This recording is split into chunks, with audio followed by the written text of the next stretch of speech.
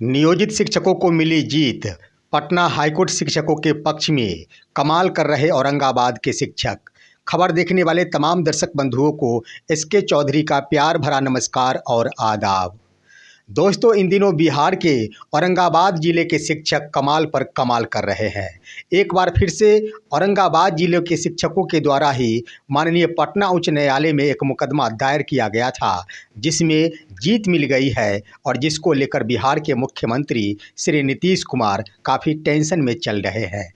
आखिर क्या कुछ है ये मामला, इन जीत से शिक्षकों को क्या कुछ होने वाला है, इससे पहले कि इस पर हम विस्तार पूर्वक चर्चा करें, अगर आपने अभी तक हमारे इस चैनल सुसत्य वचन को सब्सक्राइब नहीं किए हैं तो कृपया अभी सब्सक्राइब कर लेंगे।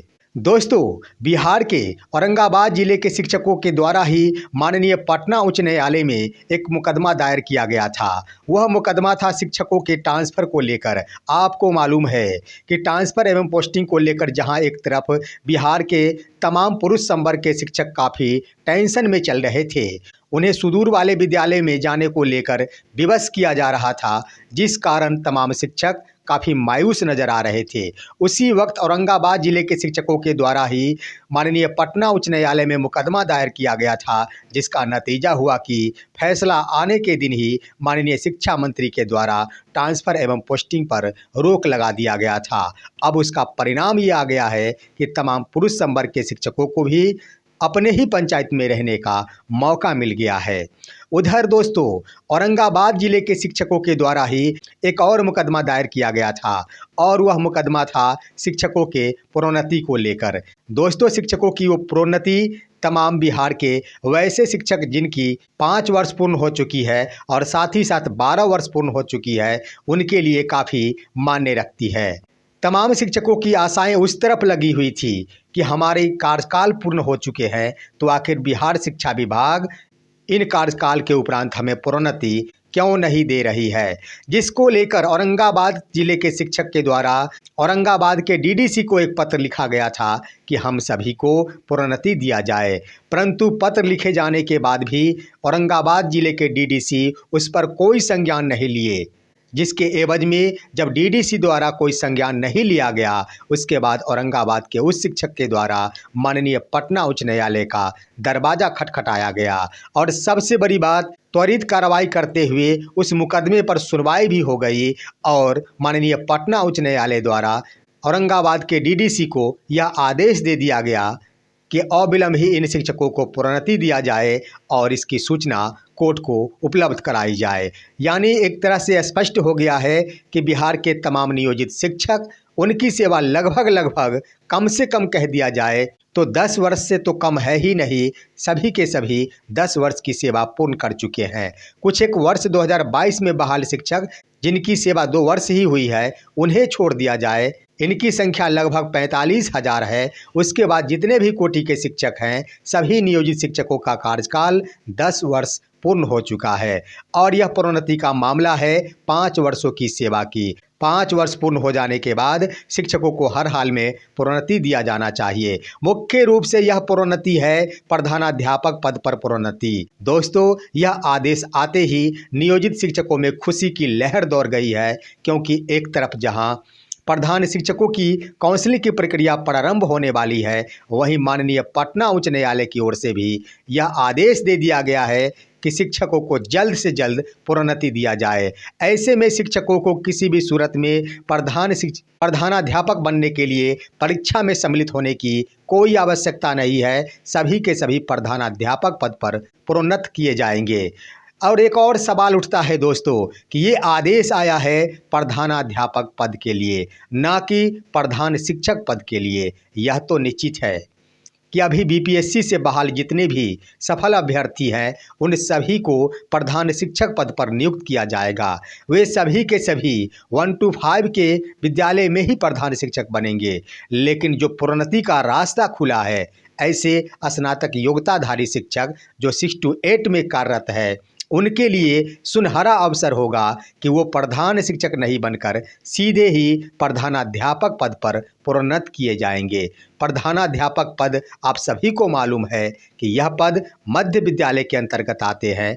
तमाम 1 से 8 तक की कक्षाओं के लिए प्रधानाध्यापक का पद होता है। ऐसे में माननीय पटना उच्च न्यायालय का यह आदेश निश्चित रूप से शिक्षकों के लिए खुशखबरी लाया है। शिक्षकों को प्रधानाध्यापक बन जाने का अवसर प्रदान कर दिया है।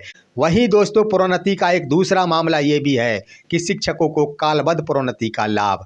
यह कालबद्ध प्रोन्नति हम आपको बताते चले कि औरंगाबाद जिले में दे दिया गया था, लेकिन एसीएस डॉक्टर एस सिद्धार्थ के द्वारा उस पर रोक लगा दी गई थी कि फिलहाल किसी भी प्रकार की प्रोन्नति नहीं दिया जाए, जिसके कारण यहाँ तक कि फिक्सेशन भी हो चुका था, परंतु उसे वापस ले लिया गया। शिक्षकों के वेतन में कटौती कर दी गई थी और यह कालबद्ध प्रोन्नति वैसे शिक्षकों के लिए है जिनकी सेवा 12 वर्ष पूर्ण हो चुकी है, जिनकी नियुक्ति तिथि या फिर प्रशिक्षण तिथि 12 वर्ष पूर्ण हो चुकी है।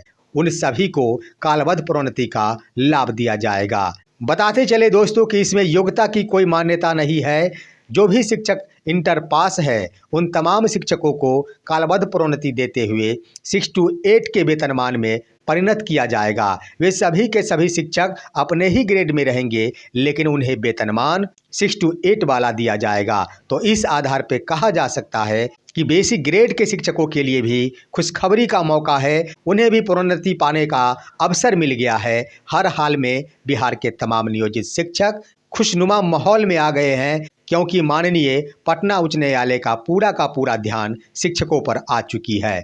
दोस्तों, माननीय पटना उच्च न्यायालय सिर्फ व सिर्फ इन्हीं बिंदुओं पर शिक्षकों के साथ खड़ी नहीं है।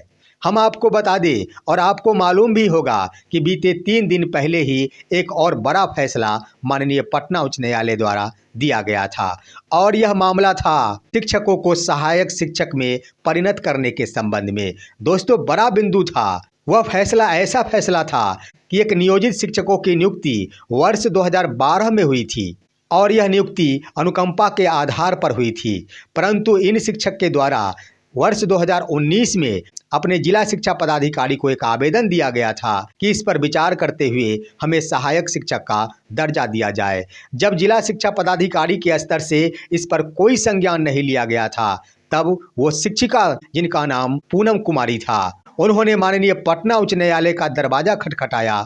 वहां जाकर उन्हें फैसला मिला, न्याय मिला और यह आदेश दे दिया गया है बिहार सरकार को कि उक्त शिक्षिका जिनकी नियुक्ति वर्ष 2012 में नियोजित पद पर हुआ था, उन्हें सहायक शिक्षिका के रूप में नियुक्त किया जाए। तो इस तरह से उक्त शिक्षिका को न्याय मिल गया माननीय पटना उच्च न्यायालय की ओर से। आपके मन में ये सवाल उठ रहा होगा कि आखिर वो कैसे हुआ। हम आपको बता दें दोस्तों कि उक्त शिक्षिका की नियुक्ति अनुकंपा के आधार पर हुई थी। वर्ष 2004 में उनके पति का निधन हो गया था।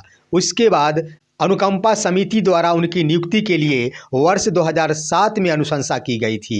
उसके बाद समय टालते टालते वर्ष 2012 में उन्हें अनुकंपा पर नौकरी करने का मौका मिला। इन तमाम बिंदुओं को देखते हुए उक्त शिक्षिका द्वारा माननीय पटना उच्च न्यायालय का दरवाजा खटखटाया गया था।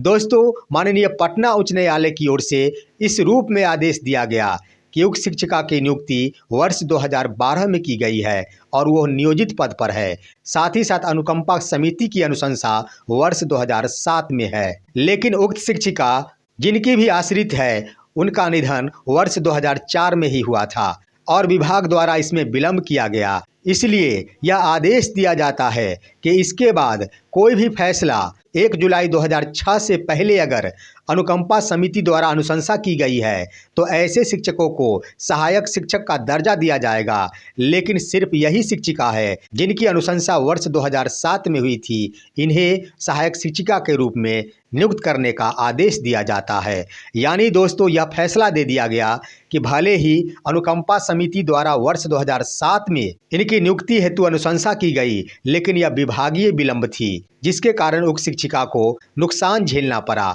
जिस पर संज्ञान लेते हुए उक्त शिक्षिका को सहायक शिक्षिका के रूप में दर्जा देने का आदेश माननीय पटना उच्च न्यायालय द्वारा दे दिया गया। वहीं दोस्तों, इसके बाद के लिए यह कह दिया गया कि अन्य कोई भी शिक्षक आते हैं तो हर हाल में अगर उनकी अनुशंसा 1 जुलाई 2006 से पहले होगी, जो अनुकंपा समिति द्वारा की गई होगी, तो निश्चित रूप से उनको भी सहायक शिक्षक के रूप में बिहार सरकार को नियुक्त करना होगा।